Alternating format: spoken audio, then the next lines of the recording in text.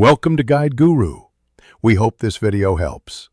In this video, I will explain how to use journal entries in QuickBooks Online. Open the Plus New menu, then select Journal Entry and choose the date for your adjustment.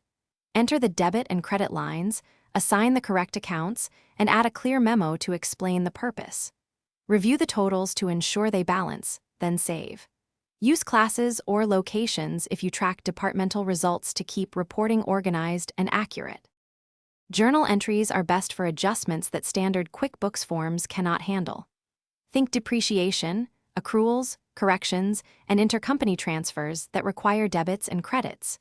Don't use entries for everyday sales, customer refunds, or vendor bills, because those have their own workflows and reporting. Keep clear memos and supporting documents for each entry to simplify audits and reconciliations, and limit journal use. A few common mistakes can make journal entries costly, so be cautious and methodical. Always confirm debits equal credits before saving to avoid reconciliation issues. Post entries to the correct account types to prevent misstated income, expenses, or assets. Add clear memos and attach source documents to each entry for audit trails.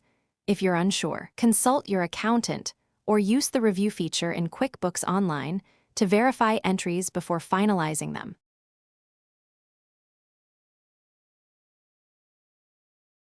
Thanks for watching. Consider subscribing if we helped you today.